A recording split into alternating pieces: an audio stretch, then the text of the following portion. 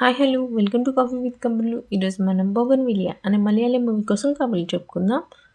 Streaming on Sony live తెలుగులో ఉంది. మరి తెలుగు డబ్బింగ్ ఎలా ఉందంటే నాకెందుకో వాయిస్ ఎవరికి సరిగ్గా సెట్ కాలేదు అనిపించింది. కొంచెం మిస్ మ్యాచ్ అనిపించింది. ఇదొక slow boring psychological suspense thriller. Story విషయానికి వస్తే రీతు అండ్ రాయ్స్ అనే వైఫ్ అండ్ హస్బెండ్ ఉంటారు. ఒకరోజు యాక్సిడెంట్ అవుతుంది. దానివల్ల రీతుకు మెమరీ లాస్ అవుతుంది.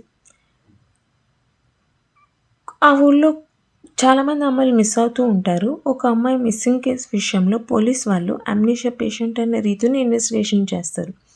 ముందు రోజు ఏం జరిగిందో గుర్తుండని రీతు ఈ ఇన్వెస్టిగేషన్లో ఎలాంటి నిజాలు చెప్తుంది అండ్ తను చెప్పేవన్నీ నిజంగా నిజమా లేకపోతే తన హాలుసినేషన్సా ఇవన్నీ తెలియాలంటే మూవీ చూడాల్సిందే. First half full repeated scenes ఉంటాయి. Like Ritu Roy's daily routine చూపిస్తూ ఉంటారు. ల్యాగ్ సీన్స్ ఉంటాయి.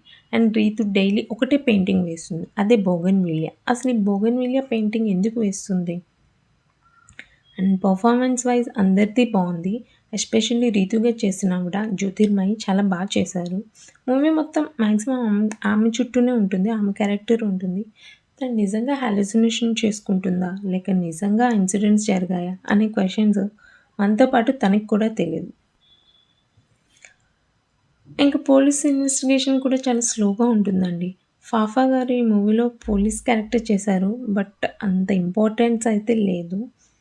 మూవీలో విజువల్స్ బాగున్నాయి. లొకేషన్స్ చాలా బాగున్నాయి. బీజిఎం కూడా బాగుంది. సో లాస్ట్ క్లైమాక్స్ 30 మినిట్స్ బాగుంటుంది. దానికోసం మీరు ఓపిక్గా ఫస్ట్ హాఫ్ అంతా చూస్తాను అని అంటే చూడండి.